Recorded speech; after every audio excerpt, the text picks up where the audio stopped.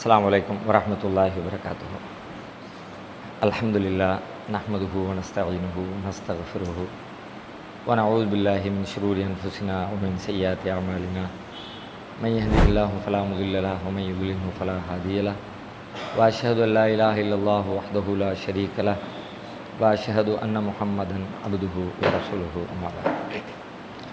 அன்பிற்குரிய சகோதரர்களே, மிக்க மேலானவன் என்கிற சூரத்துல் அலாவுடைய விளக்கங்களை தொடராக நாம் அறிந்து வருகிறோம். அதில் இறுதியாக கடந்த வாரம் செய்யதக்கருமை யஹ்ஷா, எவன் அஞ்சுகிறானோ அவன் படிப்பினை பெறுவான் என்கிற 10வது வசனத்திற்குரிய விளக்கத்தை நாம் பார்த்திருக்கிறோம். அதை தொடர்ந்து இன்னும் சில செய்திகளை இன்றைய தினம் நாம் பார்க்க இருக்கிறோம். அது போன வாரத்தில் உள்ளதில் ஒரு 2 கேள்வி இருக்குன்னாங்க. சரி, அவங்க சபையிலே கேட்டுங்க பதில் சொல்லிடுவோம் அப்படின்னு. போன வாரம் பேசும்பொழுது மற்றவங்களுக்கு கவலை வரமாட்டேங்குது இந்த மாதிரி சொன்னீங்க. அது ஏன் கவலை வரமாட்டேங்குது அப்படின்னு இது பண்ணும்பொழுது அதற்கான செய்யப்படுற செயல்கள்லாம் வந்துட்டு எதற்காக செய்யப்படுது, இல்லை இப்போ தொடரக்கூடிய இந்த செயல்களும் வீணான செயலாக தான் இருக்கா அப்படின்னு ஒரு சந்தேகம் இருக்குது. அவர் கேட்குறது உங்களில் பல பேருக்கு புரிஞ்சிருக்காது. நான் சொல்லிடுறேன் என்னென்னு. போன வாரம் பேசும் பொழுது நபி ஸல்லல்லாஹு அலைஹி வஸல்லம் அவங்க இந்த மார்க்கத்தை மக்கள் ஏற்றுக்கலையேன்னு சொல்லிட்டு ரொம்ப கவலைப்பட்டாங்க. நமக்கு அந்த கவலை வரமாட்டேங்குதே, சொல்கிறோம் ஆனால் கவலை இல்லையே அப்படின்னு. அப்போ கவலை இல்லைன்னா இப்போ நீங்கள் செய்கிற வேலையெல்லாம் இப்போ எந்த வகையில் உள்ளது? அதுக்கான எந்த கவலையுமே இல்லை அப்படின்னு சொன்னால் சும்மா ஊருக்கா பேருக்கா அல்லது அப்படின்னு ஒரு கேள்வி வருது இல்லை. நமக்கு கவலை இல்லைன்னா அப்போ நம்ம எந்த வகையில் இந்த காரியங்களை இந்த தாவாவை முன்னெடுக்கிறோம் அப்படிங்கிறது கேள்வி. கவலை இல்லை அப்படிங்கிறது உண்மை. ஆனால் இப்போ நம்ம எப்படி செய்கிறோம்னு கேட்டால் இப்படி நடந்துடணுமேன்ற ஆசையில் செய்கிறோம். கவலைக்கும் ஆசைக்கும் இடையில் வித்தியாசம் இருக்கிறது. கவலை அப்படின்னா நம்மளை சோர்வடைய செய்யணும்ல, நம்மளை பலவீனப்படுத்தணும்ல, மன ரீதியாக நம்ம அப்படி ஆகுத நம்ம வாழ்க்கையில் ஏற்படக்கூடிய இயல்பான ஒரு கவலை. ஏதோ ஒரு பிரச்சனை, குடும்பத்தில் பிரச்சனை அல்லது தொழில்துறையில் பிரச்சனை, சமூகத்தில் யாரோ நம்மளை அவதூறாக பேசிட்டாங்க, ஊரெல்லாம் நமக்கு கெட்ட பேராகிடுச்சு, ஏதோ ஒரு வகையில் கவலை நம்மளை பாதிக்கும் போது நம்ம எப்படி இருப்போம்? ஒரு வகையாக மன அழுத்தத்துக்கு ஆளாகி நிற்போம்ல. அந்த மாதிரி இந்த மக்கள் தாவாவை ஏற்றுக்கலையே அல்லது நேர்வழி பெறலையே அப்படின்றத நினச்சி அப்படி ஒரு கவலை என்கிற மனநிலை ஏற்படுதான்னா அந்த நிலை ஏற்படலை. ரசூலுல்லாஹ்வுக்கு ஏற்பட்ட மாதிரி நமக்கு ஏற்படலை. ஆனால் அதே நேரத்தில் மார்க்கம் சொன்ன அடிப்படையில் இந்த மக்கள்லாம் நேர்வழி பெறணுமேங்கிற ஆசை இருக்கிறது. அதுக்காக தான் இந்த உழைப்பெல்லாம். ஆசைக்கும் கவலைக்கும் வேறுபாடு இருக்கிறது.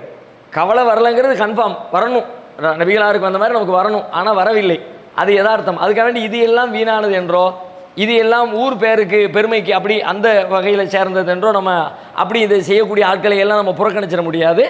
இது வேற ஒரு வகையை சார்ந்த ஆர்வத்தின்படி ஆசையின்படி மார்க்கம் கட்டளையிட்டிருக்கிற கட்டளையின்படி அந்த இந்த காரியங்களை எல்லாம் நம்ம செஞ்சுக்கிட்டு இருக்கிறதாக நம்ம புரிந்து கொள்ளலாம்.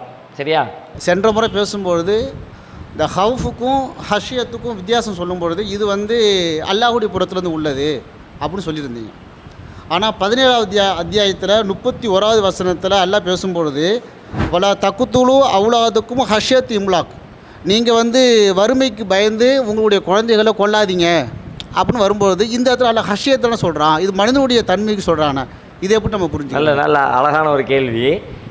போன வாரம் சொல்லும்போது பயம் என்பதற்கு 2 சொல் இருக்குது அரபியில்னு சொன்னோம். இப்போ இதில் செய்யதக்கருமை யஹ்ஷா, எவன் அஞ்சுகிறானோ அவன் நல்லுபதேசம் பெறுவான், படிப்பினை பெறுவான் அப்படின்னு சொல்கிற இடத்துல அஞ்சுகிறவன் என்பதற்கு யஹ்ஷாங்கிற சொல்லு வருது. ஹஷியே என்கிற மூலச்சொல்லிலிருந்து பிறந்தது யஹ்ஷா. ஹவுஃப் என்று இன்னொரு சொல் இருக்கிறது, அதுவும் பயம்தான். இப்போ மூசா நபி பயந்தாங்கல்ல, பாம்பா மாறின உடனே, அப்போ அல்லாஹ் சொன்னால் கொல்லா லா தஹஃப், நீங்கள் பயப்படாதீங்கன்னு சொன்னால் அதில் ஹவுஃபுங்கிற வார்த்தை வருது. அல்லாஹை பற்றி பேசுகிற நேரத்தில் ஹஷியத்துன்னு வருது. இந்த ரெண்டையும் நம்ம எப்படி சொல்லியிருந்தோம்னு கேட்டால், இது மாதிரி குர்ஆனில் நிறைய இடங்களில் ஹவுஃப் வருகிறது, நிறைய இடங்களில் ஹஷியத்தும் வருகிறது. இந்த ஹஷியத்து எங்கெல்லாம் வருதுன்னு பார்த்தா எல்லாமே அல்லாஹ் சம்மந்தப்பட்டதாக இருக்கிறது.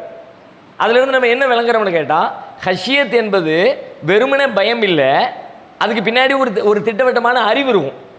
அறிவின்படி அந்த பயம் ஏற்பட்டிருக்கும். ஹவுஃப் என்கிற பயம் இருக்குல்ல, அந்த சொல் இருக்குல்ல, ஹவுஃப் என்பதும் பயம்தான். ஆனால் அந்த சொல்லை எங்கே எப்போ பாதிப்பாங்கன்னு கேட்டால், எதேச்சியாக ஒரு பயம், இருட்டாக இருக்குது ஒரு பயம், என்ன இருக்குமோன்னு தெரியல பயம், தெரிஞ்சு தான் பயப்படணும்னு அவசியம் இல்லை, என்னன்னே தெரியாமல் நம்ம பயப்படக்கூடிய பயத்தையும் அதை ஹவுஃபுங்கிறதுல சொல்லுவோம். இப்போ கேள்வி என்னன்னு கேட்டால், இந்த ஹஷியத்து அல்லாஹ்வோட சம்மந்தப்பட்டது. ஏன்னா அல்லாஹ்வுடைய பயம் எப்படி இருக்கணும்னா அல்லாஹ்வை பற்றி அறிவோடு கூடியதாக இருக்கணும். அல்லாஹ்வுடைய பயம் மொட்டையாக இருக்கக்கூடாது. அல்லாஹ்வுடைய பயம் வந்து அல்லாஹ்னு ஒருத்தர் இருக்கான் எல்லாரும் சொன்னாங்க ஆமாப்பா, அப்படி இல்லை. என்னன்னு தெரியாமல் அறகுறையான பயம் இல்லை. அல்லாஹ்வை பற்றியான பயம், அவன் தான் இந்த பிரபஞ்ச படைப்பாளன், அவன் ஒரு தக்க காரணத்தோடு நம்மை படைத்திருக்கிறான், அவனுடைய காரணங்களை நாம் மீறுகிற பொழுது நம்மை அவன் தண்டிப்பான், நம்மை அவன் கேள்விகளுக்கு உட்படுத்துவான், அவன் தேவைப்பட்டால் நம்மை நரகத்தில் போடக்கூடிய அதிகாரம் படைத்தவன். அப்படியெல்லாம் அல்லாஹ்வை பற்றியான ஆற்றலை எல்லாம் தெரிந்து கொண்டு அப்படிப்பட்ட அல்லாஹ்னு நினைக்கும் போது ஒரு பயம் வருமே, அப்படி தான் அல்லாஹ்வின் மீது பயம் வரணும். அல்லாஹ்வின் மீதான பயம் மொட்டை தாத்தான் குட்டையில் விழுந்தாங்கிற கதையில் அந்த பயம் இருக்கக்கூடாது. என்னன்னே தெரியாமல் எல்லாரும் சொல்கிறாங்க, நானும் சொல்கிறேன் அல்லாஹ் பயப்படு, அல்லாஹ் பயப்படு, அல்லாஹ் பயப்படு. பெரும்பாலும் நமக்கு அல்லாஹ் பயப்படுன்னு சொல்லி பயம் வர மாட்டேங்குது. என்ன காரணம்னா அல்லாஹ் பற்றியான அறிவில்லாததுனால அல்லாஹ் பற்றியான பயம் இல்லை. அல்லாஹ்வை பற்றியான அறிவோடு அல்லாஹ்வை பற்றி சிந்திக்க ஆரம்பித்தோம்னா அல்லாஹ்வுடைய பயம் வந்துடும். இப்போ குர்ஆனில் வர இந்த ஹஷியத்து இருக்கிற இடத்த பூரா எடுத்து பாருங்கள், எல்லா இடத்துலையுமே அல்லாஹ் சம்மந்தப்பட்ட விஷயத்துக்கெல்லாம் ஹஷியத்து பயன்படுத்தப்பட்டிருக்கும். நமக்கெல்லாம் தெரிஞ்ச ஒரு வசனம் சொல்கிறேனே, சூரத்துல் ஹஷ்ர் 59வது அத்தியாயத்தில் 21வது வசனம் நினைக்கிறேன். அந்த மலையின் மீது நாம் குர்ஆனை இறக்கி அருளி இருந்தால் அது சுக்குநூறாக நொறுங்கி போயிருக்கும், அப்படி ஒரு வசனம் இருக்குல்ல. அதில் அல்லாஹ் சொல்லுவான், லவ் அன்சல்னா ஹாதல் குர்ஆன் அலா ஜபலின் லரஐதஹு ஹாஷியம் முத்தசத்தியம் மின் ஹஷியத்தில்லா. அது அல்லாஹ்வுடைய அச்சத்தால் பணிந்து நொறுங்கி இருக்கும். இப்போ அல்லாஹ்வுடைய அச்சம்னு வர்ற இடத்துல என்ன சொல்லு வருதுன்னா ஹஷியத்துங்கிற சொல்ல தான் வருகிறது இந்த இடத்துல. அதே மாதிரி சூரா யாசின் நம்மள நிறைய பேர் அது மனப்பாடம் இருக்கும். அதுலேயும் அல்லாஹ் இதே மாதிரி ஒரு இடத்துல சொல்லுவான், இன்னமா துந்திரு மனித்தபஅ திக்ர வ ஹஷியர் ரஹ்மான பில் கைப்.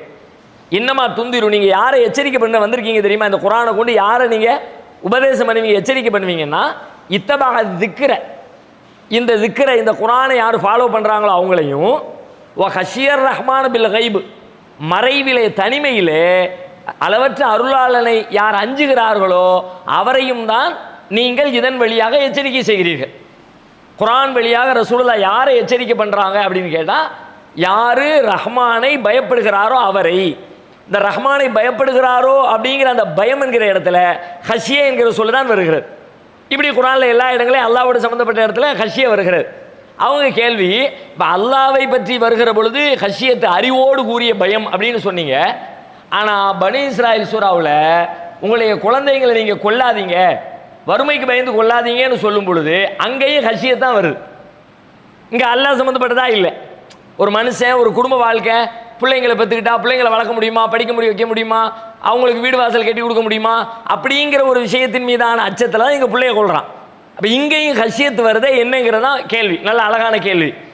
ஆனால் ரெண்டுக்கு முரண்பாடு இல்லை. அதே விதியை இங்கேயும் நீங்கள் பொறுத்துங்க. இங்கேயும் என்ன இருக்குது, இந்த ஹஷியத்துக்கு பின்னாடி என்ன இருக்குன்னு கேட்டால் ஒரு அறிவு இருக்கிறது.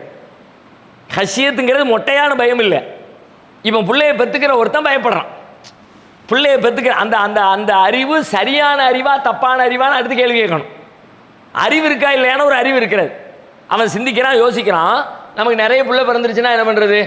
4-5 பிள்ளைங்க பெற்றா எல்லா பிள்ளைங்களையும் படிக்க வைக்க முடியுமா? எல்லா பிள்ளைகளுக்கும் வீடு வாசல் கட்டி கொடுக்க முடியுமா? எல்லா பிள்ளைகளுக்கும் செலவு பண்ண முடியுமா? இன்றைக்கி எவ்வளோ காசு பணம் விலைவாசியெல்லாம் கூட்டி போயிடுச்சு. ஸ்கூல் ஃபீஸ் எல்லாம் கட்டணும். 1 லட்ச ரூபா 1.5 லட்ச ரூபா வருஷத்துக்கு கேட்குறாங்க. ஒரு பிள்ளைக்கு சம்பாதிக்கிறதுக்கே போதும், மாதம் 10,000 ரூபா சம்பாதிக்கிறோம். இந்த 10,000த்தில் அன்றாட வீட்டு வேலைகளை செலவுகளை கவனிச்சுக்கிட்டு பிள்ளைங்களுக்காக வேண்டி பள்ளிக்கூடத்து ஃபீஸை ரெடி பண்ணிக்கிட்டு இப்போ இப்படியெல்லாம் ரெடி பண்ணி போகணும்னு சொல்லி சொன்னால் பெரிய கஷ்டம்ல. அப்போ அவன் அதை பற்றி ஒரு அறிவு இருக்கிறது.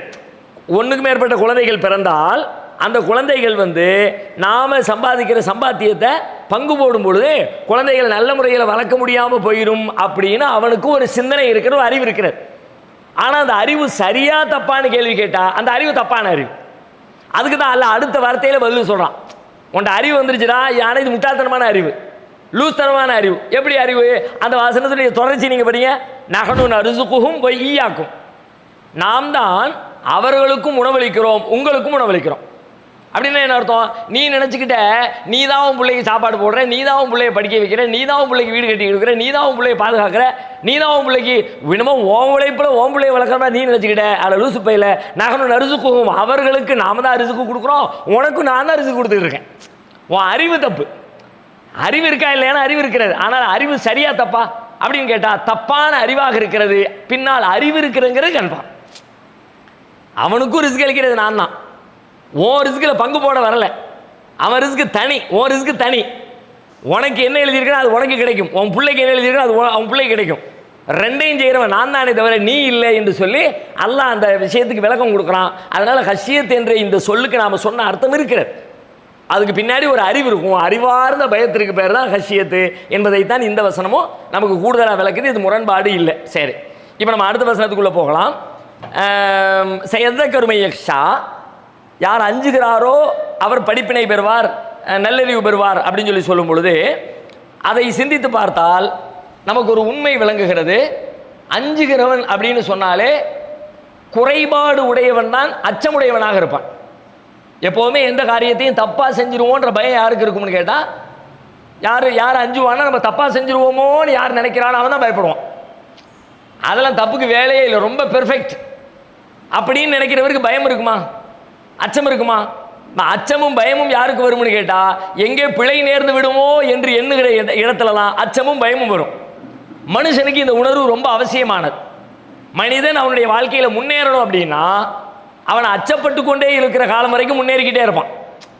நமக்கு இப்போ செல்வம் போதுமா போதாதா, வருமானம் திடீர்னு நின்றுட்டா என்ன பண்ணுறது, வயசான காலத்தில் நம்மளை யார் பாதுகாப்பா, இன்னொன்னுடைய தொழில்துறை இன்னும் டெவலப் ஆகலை, மேலே வர வேண்டிய தேவை இருக்குது, அப்படியெல்லாம் ஒரு அச்சம் உங்களுக்கு இருக்கிற வரைக்கும் நீங்கள் மேலும் மேலும் எஃபெக்ட் போட்டு உழைச்சிக்கிட்டே இருப்பீங்க.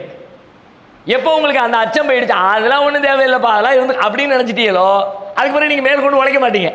இது போதும் அப்படின்னு நினைக்கும் போது போதுமானால் இன்னும் 200 வருஷத்துக்கு வச்சு சாப்பிடலாம், 7 தலைமுறை திங்கலாம் அப்படின்னு ஒருத்தனுக்கு மனதளவில் தெம்பு வந்துருச்சுன்னு வைங்க, அவன் இதுக்கு பிறகு மேலே கஷ்டப்பட்டு உழைப்பானான்னா உழைக்க மாட்டான். அதுக்கு முந்தி எவ்வளோ உழைச்சானோ, எவ்வளோ பாடுபட்டானோ, எவ்வளோ ரிஸ்க் எடுத்தானோ, எவ்வளோ இரவு பகலா அந்த உழைப்பில் தன்னுடைய நேரத்தை செலவழித்தானோ அதில் பாதி கூட போட மாட்டான். அப்படியே ஃப்ரீயாக இருக்கும்போது இப்போ வந்தால் வரட்டும் பார்க்கலாம், சும்மா கடையில் வந்து அப்படியே ஜாலியாக உட்காந்துருப்பார். அதுக்குன்னு விளம்பரம் பண்ண மாட்டார், அதுக்குன்னு அட்டை எல்லாத்தையும் தொடச்சி அடிச்சு வைக்க மாட்டார்.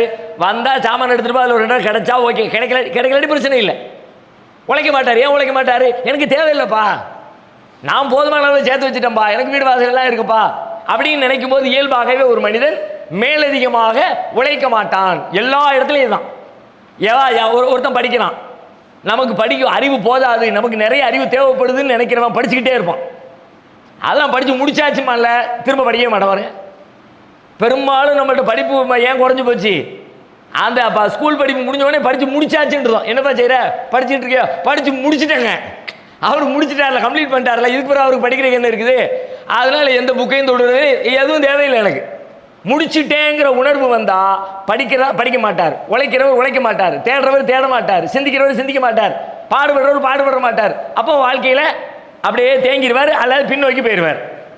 இப்போ அல்லாஹ் சொல்லக்கூடிய வாழ்வியலோடு பொருத்தி பார்த்தா, எவன் அஞ்சுகிறானோ அவன் படிப்பினை பெறுவான் என்று சொன்னால், அஞ்சுகிறவன் தான் உழைப்பான், அஞ்சுகிறவன் தான் பாடுபடுவான், அஞ்சுகிறவன் தான் முன்னேறுவான் என்கிற வாழ்வின் யதார்த்த உண்மைகளையும் இந்த வசனம் நமக்கு கற்றுத்தருகிறது. ஒன்று. அடுத்து வயத்த ஜன்னபுகல் அஷ்கா, 12வது வசனமா 11வது வசனம். வயத்த ஜன்னபுகல் அஷ்கா இதனுடைய நேர் எதிர்நிலையை பேசுகிறது. நீ உபதேசம் பண்ணு, உபதேசம் பயப்படுறவன் அதை ஏற்றுக்குவான், பயப்படாதவன் துர்பாக்கியசாலி எவனோ அவன் அதை விட்டு விலகி விடுவான். வயத்த ஜன்னபுகல் அஷ்கா, அதிலிருந்து விலகி விடுவான். யார் விலகுவான்னு கேட்டால் அஷ்கா, துர்பாக்கியசாலியானவன், கேடு கெட்டவன். எவனுக்கு பாக்கியம் இல்லையோ, எவன் நன்மை பெற வாய்ப்பு இல்லையோ, எவன் கெட்டவனாக இருக்கிறானோ அப்படிப்பட்ட ஒருத்தன் என்ன பண்ணுவான்னு கேட்டால், நீ உபதேசம் பண்ணும்போது அந்த உபதேசத்தை கேட்க மாட்டான், அந்த உபதேசத்தை ஃபாலோ பண்ண மாட்டான், அந்த உபதேசத்தை விட்டும் அவன் விலகி போயிடும், காதே கொடுக்க மாட்டான். என்னடா தேவையில்லாமல் உட்காந்து பேசிக்கிட்டு இருக்கிறாங்க அப்படின்னு சொல்லிவிட்டு கெட்டவன் வந்து அதிலிருந்து விலகிடுவான் அப்படின்னு நல்லா சொல்கிறான். இப்போ நல்ல பாருங்க, அந்த வசனத்தையும் இந்த வசனத்தையும் பொருத்தி பார்த்தா ரெண்டுக்கு இடையில ஒரு மேட்ச் நமக்கு விளங்கும். என்ன விளங்குது அப்படின்னா, பயப்படுகிறவன் நல் அறிவு பெறுகிறான், துர்பாக்கியசாலி அதிலிருந்து விலகுகிறான். அப்படின்னா இவன்கிட்ட பயம் இல்லைன்னு அர்த்தம். பயப்படுறவன் நல்லறிவு பெறுவான் அப்படின்னா இவன் இவன் இவன் நல்லறிவு பெறுவான், இவன்கிட்ட பயம் இல்லை, இவன்கிட்ட அச்சம் இல்லை, இவன்கிட்ட கவலை இல்லை. பயம் இல்லைன்னா என்ன அர்த்தம்? இவன் தன்னை முழுமையானவனாக நினைக்கிறான்னு அர்த்தம். யார் துர்பாக்கியசாலின்னு கேட்டால், நான் பெர்ஃபெக்ட்டு, நான் சரி, நான் செய்கிறதெல்லாம் கரெக்டு, எனக்கு போதும்பா, யாரும் எனக்கு தேவையில்லைப்பா அப்படி நினைப்பாங்கல்ல. அப்படிப்பட்ட ஒருத்தன் உபதேசத்தை கேட்க மாட்டான். உபதேசம் யாருக்கு? இப்போ நான் ஒருத்தர் நீ இப்படி செய்யாத, அப்படி செய்யி அப்படின்னா உங்களை நான் குறை சொல்லுங்கன்னு அர்த்தம். தொழுவுறீங்க, இப்படி தொழக்கூடாது அப்படின்னா நான் உங்களை பார்த்து தொழுகையில் தப்பு சொல்கிறேன் அப்படின்னா உங்கள்ட்ட குறை இருக்குன்னு தானே அர்த்தம். இப்போ இதுக்கு யார் காது கொடுப்பா? ஆமாங்க, என்கிட்ட தப்பு இருக்க தான் செய்யும், சில நேரத்தில் சரியாக செய்வேன், சில நேரத்தில் தப்பாக செஞ்சிருவேன், யாராவது சொன்னால் திருத்திக்கலாம் அப்படிங்கிற மனநிலையில் இருக்கிறவர் சொல்லுங்க பாய்னு கேட்பார்.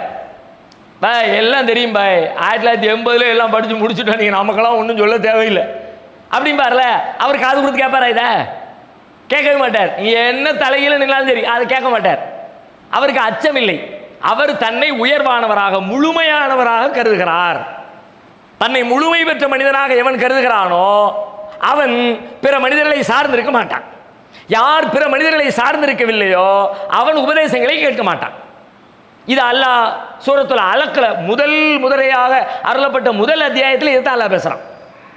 சூரத்துல் அலக் தான் முதலாக அருளப்பட்டுச்சு.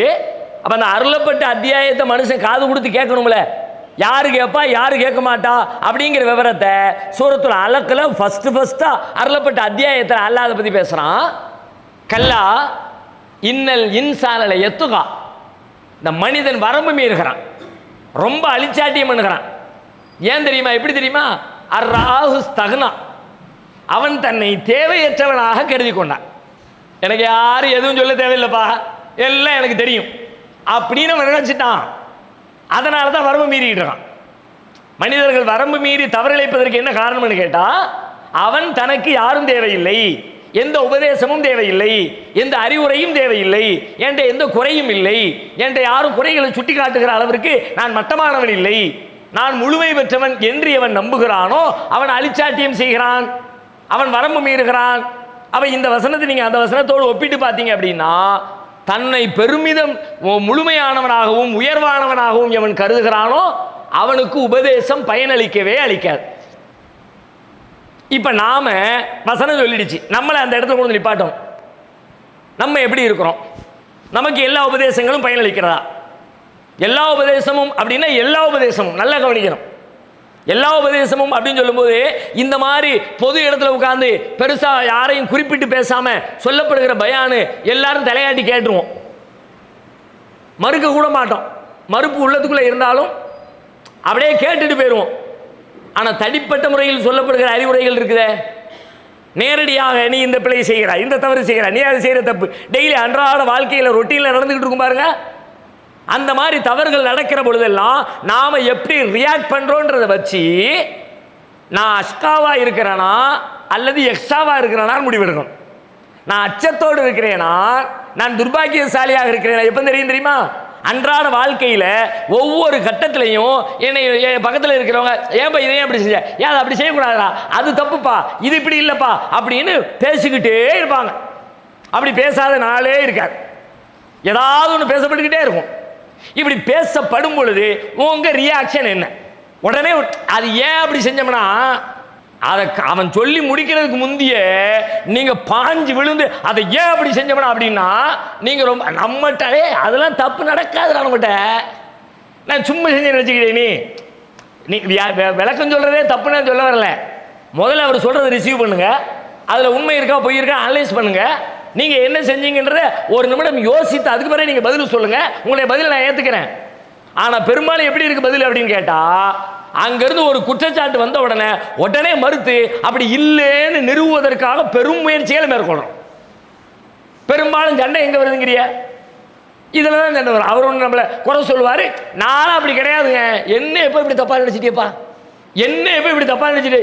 இதெல்லாம் அகங்காரத்தினுடைய பெருமையினுடைய ஆணவத்தினுடைய உச்சத்தின் வெளிப்பாடு. அதெல்லாம் தெரியாமலே ரொம்ப பணிவாக இருக்கிற மாதிரி நம்ம இருக்கிறோம். நம்ம எப்படி இருக்குன்னு தெரியுமா? நம்ம ரொம்ப பணிவான ஆள். எப்படி பணிவு? இந்த பணிவுக்கு அர்த்தம் என்ன? பார்த்தோன்னே பாய் நல்லா இருக்கிறா அப்படின்னு சிரிக்கிறது, கை குலுக்கிறது, ரொம்ப கடுமையான வார்த்தை சொல்லாமல் இருக்கிறது, இதுக்கு பேர் பணிவு நினச்சிக்கிட்டோம். என்ன போய் இப்படி நினச்சிக்கிட்டியப்பா அப்படின்னா நீ பணிவில்லை, உன் உள்ளத்துக்குள்ளே கர்வம் இருக்குன்னு அர்த்தம். கர்வம் இருக்கிறவனால தான் என்ன போய் நீ என்ன போய் நீ என்ன வழக்கா, என்ன போய் இப்படி நான் அப்படி நினைப்பானா? தம்பி, மனுஷன்னா எவனையும் எப்படி நினைப்பான்பா? இல்லை எப்படி நினைக்க மாட்டார், என் கல்வி அல்ல பரிசுத்தப்படுத்தி சீல் வச்சு அனுப்பிட்டு அப்படியா? அப்படி உள்ளவர் தான் என்ன போய் எப்படி. இதே மாதிரி ரசூலா காலத்தில் நடந்துச்சுல, 2 பேர் ரசூல்லா நைட்டு பேசிக்கிட்டு இருப்பாங்க மனைவியோட, 2 பேர் கிராஸ் பண்ணி போவாங்க. உடனே ரசூல்லா கூப்பிட்டு, தம்பி இது நம்ம ஒய்ஃப் தான், என் ஒய்ஃப் தான் அப்படின்னு சொல்லுவாங்க. சொன்ன உடனே காலா சுபஹானல்லாஹ், ரசூல்லா அவங்க சொன்ன பதிலே எல்லாம் கம்ப மாட்டாங்க. ஐயோ இவங்கள போய் நம்ம தப்பாக நினச்சிட்டோமா அப்படியே நினச்சாங்க. தம்பி நீ நல்ல பிள்ளை தான்டா, உன்கிட்ட இருக்கிற மேப்படியும் அவன் ரொம்ப டேஞ்சரானவன். இன்ன ஷைத்தான எஜ்ரீமினல் இன்சானி மஜ்ரத்தம், மனிதனின் ரத்த நாளங்கள் எல்லாம் ஓடிக்கிட்டு இருக்கிறான். இப்போ போயிருவ தம்பி நல்ல பிள்ளையா, இதே மாதிரி வீடு வரைக்கும் போய் சேருவியா? அதுக்குள்ளே இன்ஜெக்ஷனை இறக்கிடுவான். ரசூல்லா சவுண்டு மாதிரி இருந்துச்சு. நைட் நேரத்தில் இருட்டுக்குள்ளே என்ன அது கூட பொம்பளை வேறு சத்தம் கேட்டுச்சு. எதுக்கு தேவையில்லாமல் இந்த பஞ்சாயத்து? அவங்க 2 பேரும் யாரு? உண்மையிலே 2 பேருமே ஷாக் ஆகிட்டாங்க. ரசூல்லா கூப்பிட்டு சொன்ன உடனே அலாம் ருசிலிக்குமா 2 பேரும் கொஞ்சம் வெயிட் பண்ணுங்கப்பா அப்படின்னு நிப்பாட்டின உடனே என்னன்னு திரும்பி இது என் மனைவின்னு சொன்ன உடனே 2 பேரும் காலா சுபஹானல்லாஹ். அப்போ இந்த மாதிரி நம்மை சுற்றி இருக்கிறவர்களுடைய நட்பில், தொடர்பில், பேச்சு வழக்கில் அவங்க சொல்லக்கூடிய குற்றங்குறைகள், அதுக்கு நம்ம எப்படி ரியாக்ட் பண்ணுறோம் அப்படிங்கிறத வச்சு எக்ஸ்ட்ராவா அஷ்காவான்னு முடிவெடுத்துங்க. பெரும்பாலும் அஷ்காவில் உட்காந்துக்கிட்டு எக்ஸ்ட்ரா மாதிரி சும்மா நமக்கு நாமே பொய்யான வேலை போட்டுக்கிட்டு இருக்கோம். என்னை உயர்வான், நான் ஹீரோ மாதிரி, சரி நான் இப்படி மாற்றி கேட்குறேனே, குறைய சொன்ன உடனே நான் எதுக்கு அப்படி செஞ்சோம்னா இப்படி பல்ட்டி அடிக்கிறீங்களே, பயங்கர கோபாவேசத்தோட பதில் சொல்கிறீங்களே, உங்களை பாராட்டின உடனே என்னைக்காவது அது அப்படின்னு சொல்லியிருக்கீங்களா? பாய் சூப்பர் பாய் அப்படி அது அப்படி செய்யல என்னடா அப்படின்னீங்களா? என்னைக்காவது சொன்னீங்களா? நீங்கள் உங்கள் வாழ்க்கை அப்படியே 40 வயசு 50 வயசு 60 வயசு எல்லா வயசையும் இப்போ ரீகால் பண்ணி பாருங்கள். என்னைக்காவது ஒருக்க நீங்கள் செஞ்ச காரியம் சூப்பரு பா அட்டகாசம் பாய் வெளுத்துட்டீங்க பாய் அப்படின்னு சொன்ன உடனே கோவப்பட்டு உடனே ரியாக்ட் பண்ணி நான் அதை செய்யலை அப்படி செய்யலை அதுக்கு செய்யலை அது வேற எவனோ செஞ்சது நான் செஞ்சேன் நீ எதுக்கு போட்டு சொல்லிக்கிட்டு இருக்க அப்படின்னு நீங்கள் பேசியிருந்தா ஓகே நீங்கள் சமமான ஆள் அப்படின்னு சொல்லலாம். உங்களை குறை சொல்லும் போது மட்டும் பொங்கிக்கிட்டு வருது, உங்களை பாராட்டும் போது அது உடனே ஒரு ஹீரோ கதையை கட்டமைப்பார். பார்த்துருக்கீங்களா? எல்லா மனுஷனுக்குள்ளேயும் இந்த ஹீரோயிசம் உள்ளே உட்காந்துருக்கு. அதை எவ்வளவு தூரம் கண்ட்ரோல் பண்ணுறோங்கிறதெல்லாம் நம்முடைய ஆளுமை திறன் வெளிப்படும். அது இல்லாத மனுஷன்லாம் கிடையாது. பாராட்டுமா வரண்டதான் சரா அவள் அப்படியே ஒரு புன்னகை ஒரு சிரிப்பு ரொம்ப ஓவராக சிரிச்சுட்டா பல்ல காட்டுறா ஏப்பல் ஏசோ சொன்னதுக்கு இந்த ஆவரத்து வரானே அப்படின்னு சொல்லிடக்கூடாதுன்றதுக்காண்டி கொஞ்சம் அப்படி மேடு பள்ளம் பார்த்து தெரிஞ்சும் தெரியாத மாதிரி அப்படிங்களா ரொம்ப சந்தோஷம் ஏதாவது வேற ஒரு வார்த்தையை போட்டு அப்படி மேக்கப் பண்ணி கொண்டு போய்கிட்டு இருக்கோம். அப்போ இப்போ இதை எதிர்கொள்வதுக்கு என்ன செய்யுது? இப்போ அடுத்த கேள்வி, நம்ம இடத்துல இருக்கா இருக்கு, அஷ்கா தன்மை இருக்கா இருக்கு, எக்ஸ்ட்ரா தன்மை இருக்கா இல்லை அப்படின்னு இந்த அஷ்காவை என் வாழ்க்கையிலிருந்து விரட்டி அடிச்சு நான் உபதேசங்கள் பயனளிக்கிற ஒரு மனிதனாக, நிஜத்திலேயே அல்லாஹ்வை பயப்படுகிற ஒரு மனிதனாக, நான் குறையுள்ளவன் நான் என்பதை ஒத்துக்கொள்கிற ஒரு மனிதனாக என் வாழ்க்கையை அமைய வேண்டும் என்றால் அதற்கு நான் என்ன செய்வது, என்ன செஞ்சா? ஏன்னா வெறும் செய்திகளை கேட்டுட்டு போகிறதுல விஷயம் இல்லை. இப்போ இந்த செய்தி இப்படியே கேட்டுட்டு போனீங்கன்னா அப்படியே போயிடும், காத்தோடு போயிடும். உங்கள் மூளையில் இன்ஃபர்மேஷன் இருக்கும். நாளைக்கு தேவைப்படுதுன்னா வேற யாருக்கா நீங்கள் உபதேசம் பண்ணுவீங்க, வேற ஏதாவது உபதேசம் பண்ணுவீங்க, கரெக்டாக பண்ணுவீங்க. ஆனால் நீங்கள் உங்கள் வாழ்க்கையில் நாளைக்கு ஒருத்தன் திட்டும்போது அதை ஒரு நிமிஷம் காது கொடுத்து கேட்குற பொறுமை உங்களுக்கு வருமா? இந்த விஷயத்தை நீங்கள் தப்பாக புரிஞ்சுக்கொள்ளக்கூடாது. அவங்க சொல்லக்கூடிய குறைகளுக்கு நீங்கள் பதிலே சொல்லாதீங்க என்றோ, அவங்க குறை சொல்றது எல்லாமே கரெக்ட் நீங்கள் தலையாட்டுங்கள் என்றோ பொருள் அல்ல. அதை உள்வாங்குவதற்காக ஒரு நிமிட இடைவெளி கூட கொடுக்காமல் உடனடியாக உங்கள் உள்ளத்திற்குள்ளே ஒரு உணர்வு கொந்தளித்து வெளியே வருகிற அதைத்தான் நான் தப்புங்கிறேன். ஏன் வருது? அது உங்களை பெரிய ஆளா நீங்க கற்பனை பண்ணிக்கிறீங்க, தவறுகளுக்கு அப்பாற்பட்டவனா கற்பனை பண்ணிக்கிறீங்க, உங்களை ஹீரோவா கற்பனை பண்ணிக்கிறீங்க. அந்த கற்பனையின் வெளிப்பாடு அந்த ஹீரோயிசம் உடைகிறது. தப்பா செஞ்சிட்டீங்க அப்படின்னா நீங்கள் ஏதோ குறையானவராக விவரமற்றவராக கருதப்படுகிறீர்கள். அப்பதான் உங்களுக்கு கோபம் வருகிறது. அதை அனலைஸ் பண்ணணும்ல, கல்புக்குள்ள வர்ற இந்த சிக்கலை யோசிக்கணும்ல, யோசிக்காமலே இருந்தால் அப்படியே போயிடுவோம். இப்போ உங்கள்ட்ட உள்ள கேள்வி, இதுக்கு என்ன பண்ணலாம்? எதை செய்தால் அஷ்கா என்கிற நிலையிலிருந்து எக்ஸ்ட்ரா என்கிற நிலைக்கு என்னால் டிரான்ஸ்ஃபர் ஆக முடியும்? உங்களுக்கு தெரிஞ்ச வழிகளை சொல்லுங்க. ஏதாவது இல்லையா? ஒன்றும் தோணலையா? இப்படி யோசிங்களேன். நபி ஸல்லல்லாஹு அலைஹி வஸல்லம் அவங்க எப்படி இருந்தாங்க? இதுக்கு ஏதாவது முன்மாதிரி இருந்துச்சா ரசூலுல்லாஹ்வுடைய வாழ்க்கையில்? அப்படி யோசிங்க. ரொம்ப ரொம்ப ஈஸியாக அதுக்கான தீர்வை கண்டுபிடிச்சிடலாம்.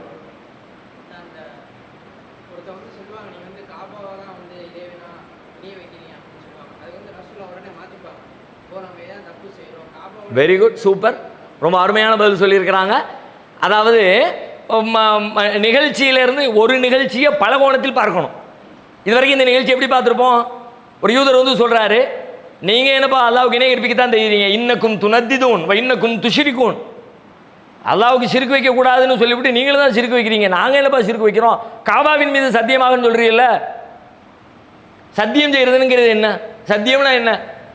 சத்தியம், நான் எந்த பொருளின் மீது சத்தியம் செய்கிறேனோ அந்த பொருள் என்னை கண்காணிக்கிறது, நான் இதில் தவறு செய்தால் அது என்னை தண்டிக்கட்டும் என்று அதற்கு அர்த்தம். சத்தியத்துக்கு அர்த்தம் என்ன? நான் சத்தியம் பண்ணினேன் அப்படின்னா அந்த பொருளுக்கு உனக்கு உண்மை தெரியாதுப்பா, சத்தியமாக சொல்கிறேன் இதுதான் உண்மைங்கிறேன், ஆனால் உனக்கு உண்மை தெரியாது. என் சத்தியத்தை கேட்டுட்டு நீ சரின்னு தலையாட்டுற, அப்போ இந்த சத்தியத்துக்கு பொருள் என்ன? உனக்கு தெரியாது, ஆனால் நான் யார் மேலே சத்தியம் பண்ணியிருக்கணும் அந்த சூப்பர் பவருக்கு தெரியும். நான் இதில் பொய் சொன்னோம்னா அவன் என்ன தண்டிக்கட்டும் என்பது அதுக்குள்ள அர்த்தம். இப்போ அவர் வந்து என்ன சொல்கிறாரு, நீங்கள் காபாவின் மீது சத்தியமாகன்னு சொன்னால் காபா வந்து தண்டிக்குமா உங்களை? அல்லாவின் மீது சத்தியமான அல்லாஹ் தண்டிப்பான், அல்லாவுக்கு தெரியும், உண்மை தெரியும். காபாவுக்கு உண்மை தெரியுமா? அல்லது காபா தண்டிக்குமா? தண்டிக்காதுல. பிறகு என்ன நீங்கள் என்ன காபாவை சத்தியத்துக்கு இழுக்கிறீங்க? இப்போ சொன்ன உடனே ஏய் சிறுக்கு வை, அவர் ஆரம்பிக்க எப்படி ஆரம்பிக்கிறார்? இன்னக்கும் துனத்திதூன் இன்னக்கும் துஷிரிக்கூன், நீங்களும் சிறுக்கு வைக்கிற. சிறுக்கு பாடம் எங்கே நடக்கிறதேப்பா? நாங்கள் எத்தனை சிறுகோழி மாநாடு போட்டு கூட நடத்திருக்கேன் தெரியுங்களா? எங்களுக்கே சிறுக்கா, எங்களுக்கே அதை பற்றி நீங்கள் சொல்ல வந்துட்டீங்களா? அவங்க நாங்கள் 40 வருஷமாக அதான் பேசிக்கிட்டு இருக்கோம். தெரியும் தெரியும் தெரியும், அது அங்கே போய் சொல்லு, தர்காவில் போய் சொல்லு, தம்பி தாயத்து கட்டிக்கிட்டு போம்ல தகடு அவங்க போய் சொல்லு, எங்களுக்கு தேவையில்லை. இப்படி நம்ம இன்னைக்கு சொல்ல வாய்ப்பு இருக்கிறது. ஆனால் நபிகளார், எந்த நபிகளார் உலகத்திற்கு சிறுக்கையும் தௌஹீதையும் வேறுபடுத்தி கற்றுத்தந்தார்களோ அந்த நபிகளாரிடத்தில் நீங்கள் சிறுக்கு வைக்கிறீர்கள் என்று சொல்லப்பட்ட நேரத்தில் ஒரு நிமிடம் காது கொடுத்து கேட்டுவிட்டு, ஆமாம் நீங்கள் சொல்வதிலே உண்மை இருக்கிறது என்று நபி தோழர்களை அழைத்து, இனிமேல் யாரும் இவ்வாறு சத்தியம் செய்யாதீர்கள், காபாவின் மீது என்று சொல்லாதீர்கள், ஒரு ரப்பில் காபா, காபாவுடைய ரப்பின் மீது சத்தியமாக என்று உங்களுடைய சத்தியங்களை மாற்றி அமைத்துக் கொள்ளுங்கள் என்று சொல்லுகிறார்கள். என்றால் இது நமக்கு கற்றுத்தருகிற பாடம் என்ன? நம்மை நோக்கி விரல் நீட்டி குற்றங்கள் குறைகள் சுமத்தப்படுகிற பொழுது செவிதாழ்த்தி அந்த குற்றம் குறைகளை கேட்கிற பக்குவத்தை வளர்த்துக் கொள்ளணும். வராது, ஆரம்பத்தில் வராது, கொஞ்சம் டைம் எடுக்கும். வழக்கம் போல சொன்ன உடனே சொல்லு ஏறும். ஆனாலும் மைண்டில் போட்டு வச்சுக்கணும், இல்லை ஏறக்கூடாது, ஷைத்தான் ஏற்றி விடுறான், இது உண்மை இல்லை, இது நியாயம் இல்லை, இது நிஜம் இல்லை, இது நேர்வழி இல்லை. அதனால் நான் என்ன பண்ணணும்? அவர் சொல்கிறத காது கொடுத்து கேட்டு சரியாக தப்பாக அனலைஸ் பண்ணி அதுக்கு பிறகு தான் ஆன்சர் பண்ணணும். கொஞ்சம் இடைவெளி கொடுத்து பாருங்கள், ஓரளவுக்கு உங்களுடைய மனதை நீங்கள் கண்ட்ரோல் பண்ணிடலாம். எந்த ஒரு விமர்சனம் வைக்கப்பட்டாலும் ஒரு நிமிஷம் இடைவெளி, அதுக்கு பிறகு நான் பதில் சொல்கிறேன். இதை ஒரு பயிற்சி ஆக்குங்க, கொஞ்சம் அப்படியே மனசு சமநிலைப்படுத்த முடியும், சரி தவறுகளை உரசி பார்க்க முடியும். ஒன்று. ரெண்டாவது, அதை விட முக்கியமாக இந்த மாதிரி நபிகளாருடைய வாழ்க்கையில் நாம் பெற வேண்டிய ஒரு பாடம் என்னன்னு கேட்டால், நாம் நபி ஸல்லல்லாஹு அலைஹி வஸல்லம் அவங்க ஆகப்பெரிய ஹீரோ, உலகத்தினுடைய ஹீரோ, அல்லாஹ்வால் தேர்ந்தெடுக்கப்பட்ட ஹீரோ. ஆனால் நான் மனிதன்தான், நான் பலகீனம் உடையவன் தான் என்று தன்னுடைய பலகீனத்தை வெளிப்படுத்த வேண்டிய தருணங்களிலெல்லாம் வெளிப்படுத்தி கொண்டே இருந்தார்கள். மனித பலகீனம் எங்கெல்லாம் இருக்குதோ நம்ம என்ன பண்ணுவோம்னா மனித பலகீனத்தை வெளிப்படுத்தாமல் மேனேஜ் பண்ணுறதுக்கு ட்ரை பண்ணுவோம். பலகீனம் தப்பெல்லாம் இல்லைப்பா அப்படின்னு சொல்கிறது பலகீனம் இல்லாதவனாக காட்ட முயற்சிப்போம். ஆனால் நபி ஸல்லல்லாஹு அலைஹி வஸல்லம் அவங்களுடைய வாழ்க்கையில் எங்கெல்லாம் பலவீனம் வெளிப்பட்டதோ அங்கெல்லாம் அவங்களே முன் வந்து ஆமாப்பா தப்பு தான்ப்பா ஓப்பனாக தன்னுடைய பலவீனத்தை கொண்டு வந்து கொட்டுனாங்க. அந்த பேரிச்சம்பரம் நிகழ்ச்சியில் சொன்னாங்க, சொல்லா பேரிச்சம்பரத்தில் தப்பாக சொல்லிட்டாங்க, தப்பு தான், மிஸ்டேக் தான், மிஸ்டேக்கு தெரிஞ்சிருச்சு. தெரிஞ்ச உடனே சொன்னாங்க, நான் உங்களை மாதிரி மனுஷன் தான்ப்பா, அன்தும் அலமு பி அம்ரி துன்யாக்கும், உங்களுக்கு தான்ப்பா உங்களுடைய மார்க் இந்த உலக விவகாரங்கள் குறித்து நல்லா தெரியும், எனக்கு அப்படி தோணுச்சு நான் சொன்னேன். இப்படி ஏன் சொல்லணும்? நம்மளை மாதிரி இருந்தா எல்லாம் சொல்ல எவன் கேட்குறாங்கிறிய, இப்போ தெரியாதுப்பா 2 வருஷம் கழிச்சு தெரியும், நம்ம இப்படி சொல்லுவோம். இதே மாதிரி நம்ம வாழ்க்கையில் ஒன்று சொன்னோம், அது ஊற்றிக்கிச்சின்னு வைங்களேன், தேர்தலில் இவர் தான், அவர் மாற்றி வந்துட்டார், ஊற்றிக்கிச்சு. அதெல்லாம் இப்போ தெரியாது, அவங்களுக்கு அனுபவித்து பார்க்கும்போது தான் தெரியும். ஏய் எவன் தோப்பா எவன் ஜெயிப்பான்னு பேசிட்டு இருக்கும்போது இவன் தான் ஜெயிப்பான்னு சொல்லிட்டு இருந்தேன், நீ சொன்ன ஆள் தோற்று போயிட்டான், அதுக்கு பதில் சொல்கிறான் அப்படின்னா தெரியாதுப்பா, எல்லாம் கவர்ச்சிப்பா, எல்லாம் கவர்ச்சி. அதெல்லாம் 2 வருஷம் ஒன்றும் இல்லாமல் போய் நாடு சுடுகாடாகி குட்டிச்சவராகி போனதுக்கு பிறகு தெரியும் எப்படியாவது தான் சொன்னதை காப்பாற்றிடுறது. ஆமாப்பான்னு சொல்கிறதுக்கு என்ன வரமாட்டேங்குதுல, எவெல்லாம் தேர்தலுக்கு முன்னாடி நாம பேசணுமோ நம்ம எல்லாத்துக்குமே தேர்தலுக்கு பிறகு அதை எப்படியாவது நிறுவிடணும். நம்ம சொன்னது உண்மை, அவர் தான் மீட்பர், அவர் வராம இவர் வந்து இவர் மீட்க மாட்டார் அப்படிங்கிறத நிறுவுவதற்கு டெய்லி காலையில் எந்திரிச்சவொடனே ஒரு போஸ்ட், சாயங்காலம் ஒரு போஸ்ட், நைட்டு ஒரு போஸ்ட். என்னடான்னு கேட்டா அன்னைக்கு சொன்னதை எப்படியாவது உண்மைப்படுத்தி என்ன பெரிய ஹீரோவாக காட்டிடுற. இவர் சொன்ன அன்னைக்கே சொன்னாரியா அப்படிங்க, அவர் சொன்னது கரெக்டியா அப்படின்னு என்ன எல்லாரும் கொண்டாடணும். அதுக்கு என்னவெல்லாம் செய்யணுமோ செஞ்சுக்கிட்டே இருக்கும். ஆமா அப்படின்னு சொல்லிட்டு போறதுல என்ன, இந்த பலகீனத்தை வெளிப்படுத்த விடாமல் ஏற்றுக்கொள்ள விடாமல் ஷைத்தான் நம்மை ஒரு பெரிய ஹீரோவை போல காட்டுகிறான். அதைத்தான் அல்லாஹ் சொல்றான், ஃபலா துஸக்கு அன்ஃபுஸக்கும், உங்களை நீங்களே பரிசுத்தப்படுத்தி. ரொம்ப சூப்பர்னு சொல்லிக்காதேப்பா, ரொம்ப அருமையான வசனம். அதை சொல்லும்போது அல்லாஹ் பயன்படுத்துகிற வார்த்தையும் இன்னும் அழுத்தமானது. வாசிங்களேன், ஒரு ஆள் வாசா கூட நல்லா இருக்கும். அது எங்கே வருதும் சூரத்து நஜ்மில் வருமா, 53வது அத்தியாயத்தில் 32வது வசனம் வாசிங்க. ரொம்ப அருமையாக சொல்லுவான் அல்லாஹ். 53:32. நன்மை செய்வோர் யாரெனில் எவர்கள் அறியாமையால் ஏற்பட்டுவிடும் சிறு பிழைகளை தவிர பெரும் பாவங்களையும் மானக்கேடானவற்றையும் தவிர்த்துக் கொள்கிறார்களோ அவர்கள் நிச்சயமாக உன்னுடைய இறைவன் மன்னிப்பதில் தாராளமானவன். இது ஒரு மேட்ரு. இப்போ நம்ம சொல்ல வர்றதுக்கு பிறகு தான் ஆரம்பிக்குது, அதை நல்ல கவனிங்க. அவன் உங்களை பூமியில் இருந்து உண்டாக்கிய போது நீங்கள் உங்கள் அன்னையரின் வயிறுகளில் சிசுக்களாக இருந்த போதும் உங்களை நன்கு அறிந்தவன். நல்ல. இப்போ என்ன சொல்கிறான் அல்லாஹ், ஹுவ அலமு பிக்கும், இது அன்ஷாக்கும் மினல் அருள். தம்பி உங்களை பற்றி நல்லா தெரியும்பா, பூமியிலிருந்து உன்னை படைக்கும் போது நீ எப்படி இருந்த, இது அந்தும் அஜின்னத்துன் ஃபி புத்தூனி உம்மஹாத்திக்கும், உங்களுடைய தாய்மார்களுடைய வயிறுகளிலிருந்து நீங்கள் படைக்கப்பட்ட பொழுது நீங்கள் எப்படி இருந்து எப்படி டெவலப் ஆகி வந்தீங்க எல்லாம் அவனுக்கு தெரியும்.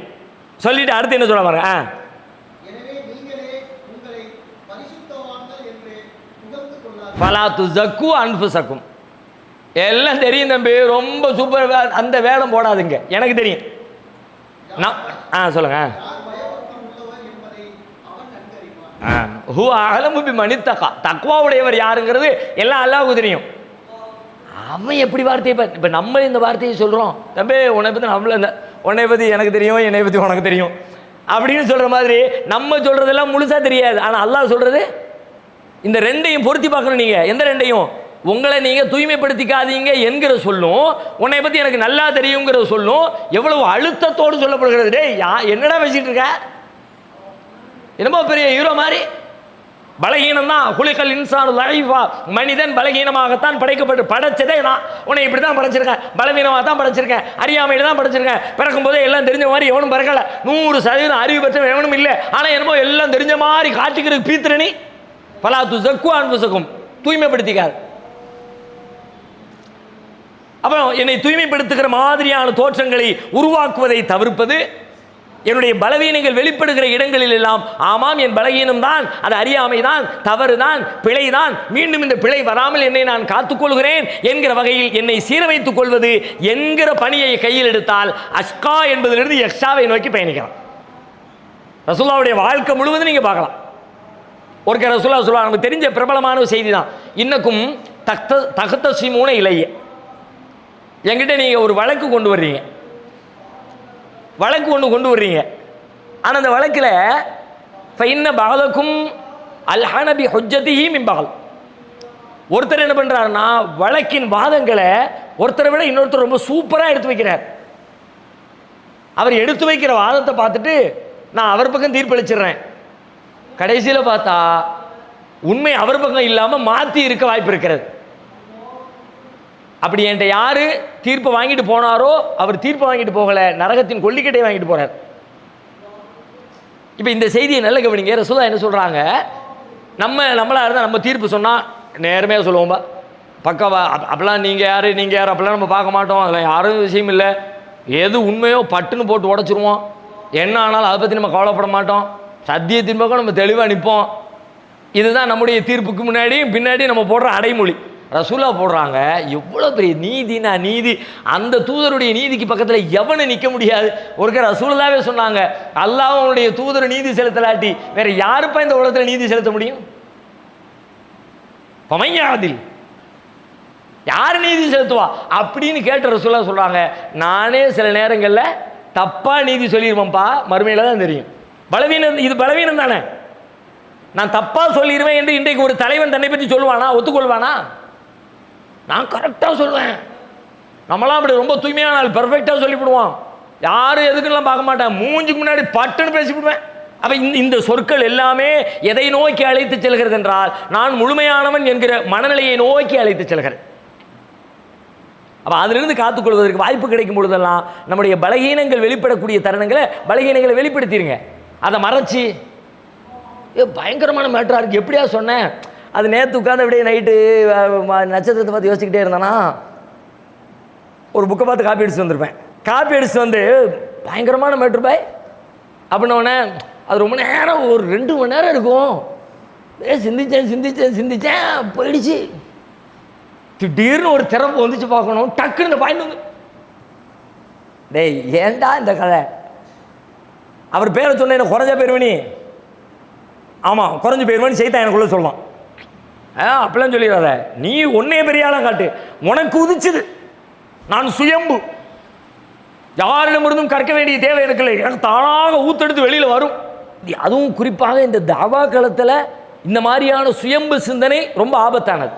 நான் யாருடைய தொடர்ச்சியும் இல்லை, நானே நேரடியாக பார்த்து, நானே ஆய்வு செய்து, நானே கண்டறிந்து, நானே, அப்படி இருக்கவே முடியாது. ஒரு தொடர்ச்சி நபிகளாரிடமிருந்து நபித்தோழர்கள் கற்றார்கள், அவர்களிடமிருந்து அடுத்த தலைமுறை கற்றது. அவர்களெல்லாம் அல்லாஹ்வால் தேர்வு செய்யப்பட்ட ஆகச்சிறந்த மனிதர்கள். அவர்களிடமும் பிழை இருக்கிறது என்பது வேறு. ஆனால் அந்த தொடர்ச்சி இல்லாமல் நான் இல்லை, எதுவுமே தொடர்ச்சி இல்லாமல், எனக்கு முன்னாடி ஒருத்தர் இல்லாமல் இன்னைக்கு நான் இல்லை, என்கிட்ட இருக்கிற எதுவும் இல்லை.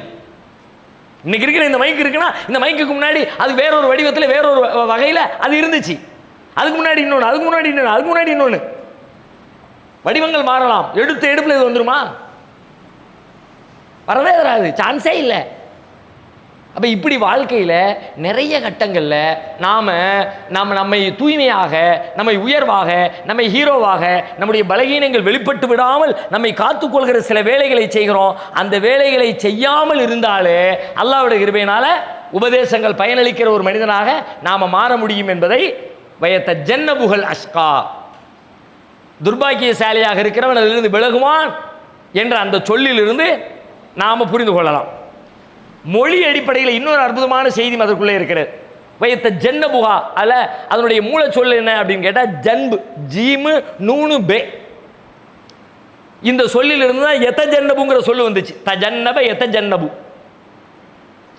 ஹா என்பது தனி. எத்த ஜன்னபுகால வாவு தனியான, அது விட்டுருங்க. ஹா கடைசியில் அதையும் விட்டுருங்க. எத்த ஜன்னபுன்னு இருக்கு பார்த்தீங்களா, அதான் எதிர்கால வினைச்சொல். இந்த வினைச்சொல்லுடைய மூல சொல் எதுன்னு கேட்டால் ஜனப, ஜன்பு என்பதுதான். ஜீமு நூனு பே. இந்த ஜம்பு அப்படிங்கிறது என்ன, எதை குறிக்கும்னு கேட்டால், இதை தனியாக எடுத்து பொருள் பார்த்தீங்க அப்படின்னா, ஒரு பக்கமாக சாயிறது இருக்குல்ல, ஒரு பக்கமாக சாயிறதுக்கு பேர் ஜம்பு அரபியில். உதாரணமாக அல்லதீன எதுகுருன அல்லாஹ கியாமன் வ குஊதம் வ அலா ஜுனூபிஹிம், அல்லாஹ்வை நல்ல மக்கள் சிந்திப்பாங்க அப்படிங்கிறத சொல்லிகிட்டே வரும்பொழுது எப்படியெல்லாம் சிந்திப்பாங்க தெரியுமா? எதுகுருன அல்லாஹ கியாமன், நின்ற நிலையிலே அல்லாஹ்வை திக்ரு செய்வார்கள். வ குஊதன், அமர்ந்த நிலையிலே அல்லாஹ்வை திக்ரு செய்வார்கள். வ அலா ஜுனூபிஹிம், அவர்கள் படுத்த நிலையிலே. இந்த படுத்தல் அப்படிங்கிறது அந்த இடத்துல வர அந்த வார்த்தை ஜுனூப், ஜன்பில் இருந்து வந்தது தான். சாஞ்சு படுக்கிறோம் பார்த்தீங்களா, விழாப்புறங்கள் சாஞ்சு ஒரு பக்கமாக சாஞ்சு படுக்கிறோமே, அதுக்கு தான் ஜம்புன்ற வார்த்தையை பயன்படுத்துவாங்க. ஒரு பக்கம் சாயுதல். இதே மாதிரி சொல்லு குர்ஆன்ல பல இடத்துல வருகிறது. மறுமையில் ஜகாத்து கொடுக்காம சேர்த்து வச்ச பணங்களை உருக்கி, தங்கத்தை வெள்ளியை உருக்கி சூடு போடப்படும்னு ஒரு வசனம் வருகிறது. யௌம யுஹ்மா அலைஹா ஃபீ நாரி ஜஹன்னம ஃபதுக்வா பிஹா ஜிபாஹுஹும் வ ஜுனூபுஹும் வ ஸுஹூருஹும். அவங்களுடைய நெற்றிகளில், அவங்களுடைய முதுகுகளில், அவங்களுடைய விழாப்புறங்களில் சூடு போடப்படும். இந்த விழாப்புறம்னு வர்ற இடத்துல இந்த வார்த்தை தான் வருது. ஒரு பக்கம் சாயிறது அப்படின்னா என்னன்னு கேட்டால், இந்த மொழி சொல்லக்கூடிய வார்த்தை அர்த்தத்திலிருந்து நம்ம சிந்திச்சா நமக்கு என்ன விளங்குதுன்னு கேட்டால், எவன் விலகிறான் அப்படின்னாலே ரெண்டு பக்கம் பார்க்காம யார் ஒரு பக்கம் பார்க்குறானோ அவன் விலகிறான்னு அர்த்தம். ஒரு பக்கம் சார்பு, எந்த ஒரு விஷயத்தையும் ரெண்டையும் பாரு, ரெண்டு பக்கம் இருக்கும். ரெண்டு பக்கத்தையும் பார்க்கிறவன் நேர்வழி பெறுவான், ஒரு பக்கத்தை மட்டும் பார்க்கிறவன் நேர்வழி பெற மாட்டான். வயத்த ஜன்னபுகா, அதிலிருந்து விலகுவான் என்கிற சொல்லே காட்டுகிறது. அவன் ஒரு பக்கத்தை மட்டும் பார்த்துருக்கிறான், இந்த உலகத்தை மட்டும் பார்த்துருக்கிறான், பெருமையை மட்டும் பார்த்துருக்கிறான், பணத்தை மட்டும் பார்த்துருக்கிறான், கௌரவத்தை மட்டும் பார்த்துருக்கிறான். அல்லாஹ்வை பார்க்கல, தான் படைக்கப்பட்ட நோக்கத்தை பார்க்கல, எதிர்காலத்தை பற்றி பார்க்கல, மரணத்துக்கு பிறகான வாழ்க்கையை பார்க்கல. அதனால அவன் நாசமாக போயிட்டான். சொல்லிட்டு அவனுக்கு கிடைக்கிற விளைவுகள் என்ன? இப்படி அவன் அறிவுரையை கேட்காமல் பயனில்லாமல் போய்விட்டால் அவனுக்கு ஏற்படக்கூடிய விளைவுகளை பற்றி அடுத்து பேசுகிறான். வைத்த ஜன்னபுகள் அஷ்கா அல்லதி யஸ்லன் ஆரல் குபுரா, அல்லதி யஸ்லன் ஆரல் குபுரா, அவன் மிக பெரும் அந்த நரகத்திலே கருகுவான். ரிசல்ட் என்ன? அறிவுரையை கேட்கல அப்படின்னா கேட்கல அப்படின்னு போயிட முடியாதுப்பா. அதனால் உனக்கு ஏற்படக்கூடிய விளைவு என்ன தெரியுமா? பெரும் நரகத்தில் நீ போய் கருக போற. எப்படி கருவு தெரியுமா? சும்மா லா யமூத்து ஃபீஹா வலா யஹ்யா, நரகத்தில் தூக்கி போட்டுருவோம். ஆனால் அதில் உள்ள போட்டாச்சு, நெருப்பு தானே, செத்து ஒன்றும் இல்லாமல் கரிஞ்சு போயிருவியானா. லா யமூத்து ஃபீஹா, அதிலே அவன் சாகவும் மாட்டான், வலா யஹ்யா, அவன் வாழவும் மாட்டான். ரொம்ப கடுமையான வார்த்தை. இதை நம்ம பல தடவை கேட்டிருப்போம். ஏற்கனவே கேட்டதையெல்லாம் ஓரங்கட்டி வச்சுட்டு கொஞ்சம் உணர்வு பூர்வமாக இதை கேளுங்க. படைச்சவன் சொல்கிறான், அவன் நமக்கு தரக்கூடிய தண்டனைகளை பற்றி சொல்கிறான், யாருக்கு இந்த தண்டனை என்பதையும் சேர்த்து சொல்கிறான். இதையெல்லாம் அப்படியே ஒரு நிமிடம் அமைதியாக உங்களுடைய அந்த கற்பனைக்குள்ளே கொண்டு வந்து பாருங்கள். வாழவும் முடியாமல் சாகவும் முடியாமல் நரக நெருப்பிலே போட்டு பொசுக்கப்படுவது என்பது எத்தனை பெரிய பெரும் துன்பம். இது ஏதோ ஒரு இன்ஃபர்மேஷன் மாதிரி கடந்து போகிறோம். நேற்று பாட்னாவில் இருந்து புறப்பட்ட ரயில் டெல்லிக்கு வருகிற பொழுது டெல்லிக்கு அருகாமையில் அமிர்தசரஸ் பக்கத்தில் தடம் புரண்டு 34 பேர் பலியாயினர். இன்னைக்கு இந்த நியூஸு நமக்கு எப்படி நியூஸோ, எப்படி நியூஸு? இப்போ 34 பேர் பலியாயினர் என்பது எவ்வளோ பெரிய விஷயம். பலியெலாம் ஆக வேண்டாம். நம்ம வீட்டில் நம்ம பிள்ளைக்கு, நமக்கு, நம்ம வீட்டில் கணவன் மனைவிக்கு பலியாக தேவையில்லை. கையை கொண்டு கதவுல விட்டு கையை விரல் நெஞ்சு போச்சு, விரல் நகம் வந்து பிஞ்சுக்கிட்டு ரத்தம் வந்துருச்சு. ரொம்ப சாதாரணமான துன்பம் இருக்கட்டும், அது எவ்வளோ வலி ஏற்படுத்துது. ஆனால் இது 34 பேர் பலி. 34 பேர் பலி. எப்படி தான் ட்ரெயினை ஓட்டுதானுங்களோ, என்னத்தான் செய்தானுங்களோ. சரி, சாப்பாடவை சாப்பிடுவோம். நியூஸ் வெறும் தகவல், வெறும் இன்ஃபர்மேஷன், நம்முடைய உணர்வுகளை எந்த வகையிலும் பாதிக்காத, சலனமே இல்லாமல். எத்தனை பேர் செத்தா என்ன வாழ்ந்தா என்ன, இது எவனையோ பற்றிய செய்தி இல்லைப்பா, உன்னைய பற்றிய செய்தி. உனக்கு நகம் பிஞ்சு போச்சுன்னா வருத்தம் வருதே, வலி வருதே, என் பிள்ளை இப்படி ஆயிடுச்சே, என் பிள்ளைக்கு சிக்கன் குனியா வந்துருச்சே, மட்டன் குனியா வந்துருச்சே, அப்படியெல்லாம் போய் ராவும் பகலுமா கிடக்குறிய. உனக்கு, உன் பிள்ளைக்கு இல்லை, உன் மனைவிக்கு இல்லை, உங்கள் அத்தாவுக்கு இல்லை, உங்கள் அம்மாவுக்கு இல்லை, உனக்கு ஏற்படுற நிலையை பற்றி எல்லாம் பேசுகிறான். தம்பி, நீ அறிவுரையை கேட்கல, அதன்படி உன் வாழ்க்கையை அமைச்சிக்கல, நாளை மறுமையில் எஸ்லன் நாரல் குபரா, பெரிய நரக நெருப்பில் தூக்கி போடுவேண்டா. அங்கே எப்படி கிடப்ப தெரியுமா? ஐயோ செத்தா சரின்னு கேட்ப, சாக முடியாதுடா. உலகத்தில் சாகலாம், வாய்ப்பு இருக்கு உனக்கு. உலகத்தில் அப்படியான ஒரு எல்லை மீறிய துன்பம் வரும்பொழுது செத்துடலாம் அப்படின்னு செத்துருவான். ஆனால் அதுக்கு பிறகு உனக்கு துன்பமாக ஆரம்பிக்க, அது வேற விஷயம். ஆனால் மறுமையில் அப்படி செத்து முடியுமா? எத்தனை பெரிய பெருந்துன்பம். இதை குர்ஆன் பல இடத்துல அல்ல வேற வேற வார்த்தைகளை பேசுகிறான். எப்படி அவன் துன்பப்படுவான் தெரியுமா? சாகாமல் கடந்து. சூரத்து தாகாவில் இடத்துல சொல்கிறான், 20வது அத்தியாயம் 74வது வசனம். இதே வார்த்தையை கொஞ்சம் கூடுதலாக விளக்கி சொல்கிறான். 20வது அத்தியாயம் 74வது வசனம். லட்சுமி, உண்மையாகவே எவன் குற்றவாளியாக தன் இறைவனிடம் வருகிறானோ அவனுக்கு நிச்சயமாக நரகம்தான் கூலியாகும். அதில் அவன் சாகவும் மாட்டான், சுகத்துடன் வாழவும் மாட்டான். வேதனையை அனுபவித்துக் கொண்டு வாழவும் சாகவும் வழியில்லாமல் தவிப்பான். அதெல்லாம் பிராக்கெட்டா? முதல்ல அல்லாஹ் வசனத்தை சொன்னாலே அதிலே முடிஞ்சு போச்சு. ஆனாலும் பிராக்கெட்டில் போட்டு கூடுதல் விளக்கம். தஃசீராக இருந்தால் பிரச்சனை இல்லை, புரிஞ்சு கொள்வதற்காண்டின்னு எடுத்துக்கலாம். பாருங்க, அல்லாஹ் எப்படி சொல்கிறான், இன்னஹும் ஏத்தி ரப்பஹு முஜ்ரிமன், எவன் தன் இறைவனிடத்திலே பாவியாக குற்றவாளியாக வருகிறானோ ஃபைன்னலஹு ஜஹன்னம், அவனுக்கு நரகம்தான் இருக்கிறது. லா யமூத்து ஃபீஹா வலா, இதே வார்த்தை, லா யமூத்து ஃபீஹா வலா யஹ்யா, அங்கே அவன் சாகவும் மாட்டான், வாழவும் மாட்டான். வார்த்தை அமைப்பு எப்படி போட்டுருக்கு பாருங்க. இது உலகத்தில் பேசும்போது நம்ம இப்படி பேச மாட்டோம்.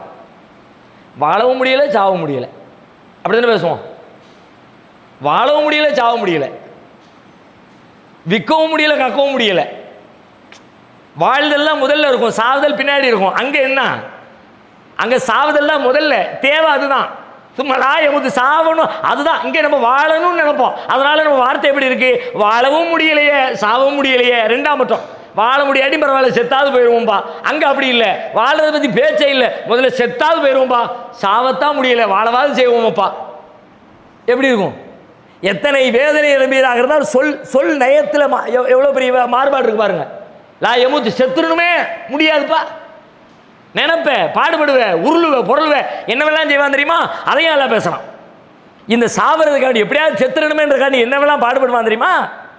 43வது அத்தியாயம் 77வது வசனம், 74வது வசனம், 43ல் 74, 74, 75, 76, 77 என்ன வேலையெல்லாம் பார்ப்பான் பாருங்க. செத்துடணுமேன்றதுக்காக வேண்டி, உலகத்தில் வாழ்ந்துடணுமேன்றதுக்காக வேண்டி அவ்வளோ வேலைகள் பார்க்குறோம். நரகத்தில் செத்துடணுன்றதுக்காக வேண்டி மனுஷன் பாடுபடுவான், எதுவும் நடக்காது. 43ல் 74 வாசிங்க.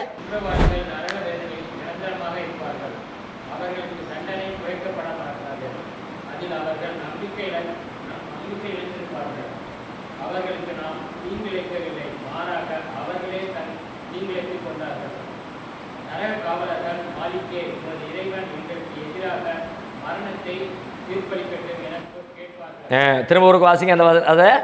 வனாதவு நரகத்தில் கிடக்கிறவங்க எல்லாரும் யா மாலிக், யாரு மாலிக்னா நரகத்தினுடைய காவலரை கூப்பிடுறாங்க, மாலிக்கே.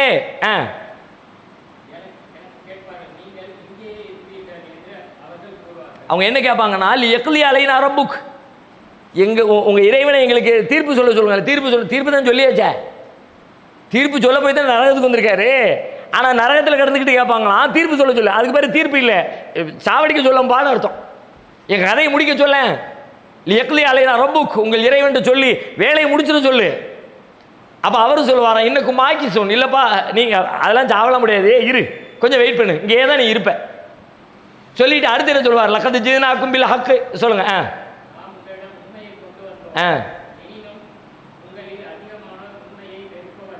வலாக்கின் அக்ஸரக்கும் லில் ஹக்கி காரிகும், உண்மையை சொல்லும்போது உனக்கு பிடிக்கல, வெறுப்பாக இருந்துச்சு. இதெல்லாம் என்னடா இது வெட்டி பேச்சு பேசிக்கிட்டு இருக்கானு, இதெல்லாம் வாழ்க்கைக்கு உதவுமா, இதெல்லாம் 10 காசுக்கு புண்ணியம் உண்டா, இதை வச்சு பதவி கிடைக்குமா, அது கிடைக்குமா, இது கிடைக்குமா, ஒன்றும் கிடைக்காது. அப்படிங்கிற மாதிரியான உணர்வு எத்தனை பேருக்கு இருக்கிறது. இந்த விஷயங்கள்லாம் பலருடைய பார்வையில் கோமாளித்தனம், வீண் விரயம், நேர விரயம். இப்போ நம்ம உட்காந்து பேசிக்கிட்டு இருக்கோமே, 1 மணி நேரமாக உட்காந்து என்னத்தையோ சம்மந்தமே இல்லாமல் 1 காசுக்கு புண்ணியம் உண்டாடா, இதை வச்சு அரசியலில் ஒரு லாபம் உண்டா, ஒரு 2 சீட்டு கிடைக்குமா, அது ஒரு எம்பிபி சீட்டு அது பிள்ளைக்கு வாங்கி கொடுக்க முடியுமா.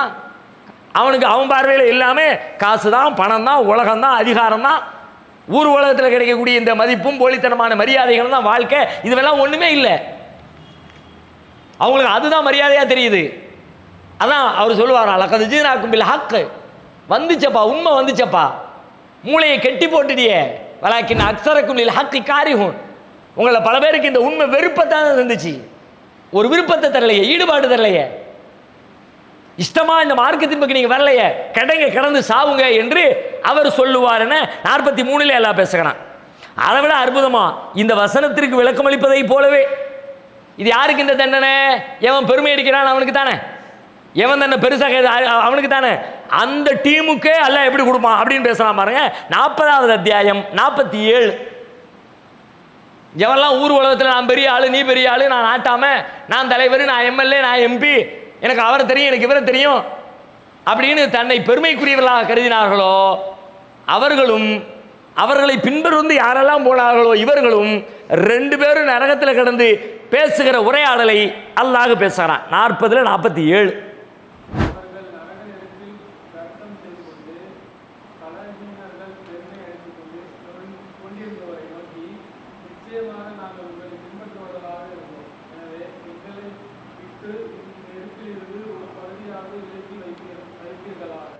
என்ன புரியுதா உங்களுக்கு?